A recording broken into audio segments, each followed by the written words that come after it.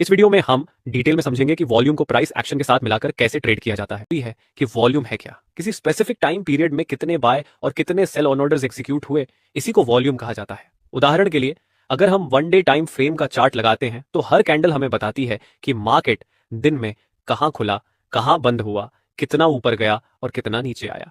उसी कैंडल के नीचे जो हम वॉल्यूम बार देखते हैं वह दिखाता है कि उस दिन कितनी मात्रा में उस स्टॉक के बाय और सेल ऑन ऑर्डर्स पूरे हुए।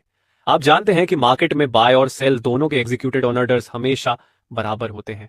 मान लीजिए किसी दिन एक 122 क्वांटिटी के बाय ऑर्डर्स लगे लेकिन सेल सिर्फ 100 क्वांटिटी के आए, तो ऐसे में 100 क्वांटिटी ही मैच होकर एग्जीक्यूट होंगी, बाकी बचे 22 क्वांटिटी के बायर्स पेंडिंग रह जाएंगे। इसका मतलब उस दिन बायर्स की 100 और सेलर्स की 100 क्वांटिटी मैच हुई, यानी टोटल वॉल्यूम 100 रहा।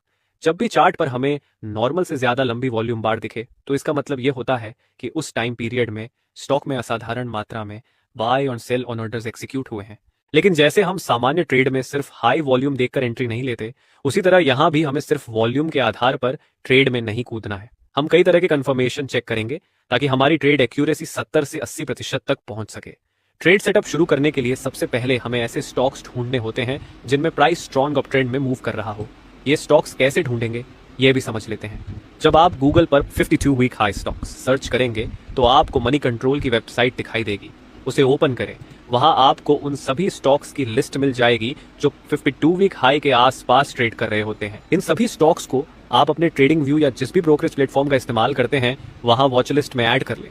अब समझते हैं कि ट्रेड एंट्री लेने से पहले चार्ट पर हमें किन किन चीजों को देखना है।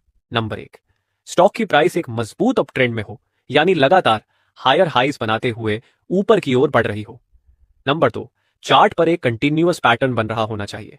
कंटिन्यूअस पैटर्न में असेंडिंग ट्रायंगल या फ्लैग एंड पोल सबसे ज्यादा रिलायबल माने जाते हैं।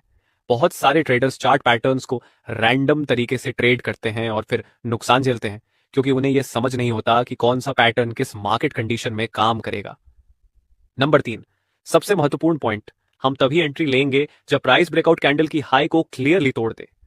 नंबर 4, ब्रेकआउट कैंडल से पहले वाली वॉल्यूम बार्स डिसेंडिंग ऑर्डर में होनी चाहिए, यानी पहले बड़ी बार फिर धीरे धीरे छोटी होती हुई, और जैसे ही ब्रेकआउट होता है उस कैंडल की वॉल्यूम बार पिछले सभी वॉल्यूम से काफी बड़ी होनी चाहिए, तभी हम ट्रेड एंट्री को वैलिड मानेंगे।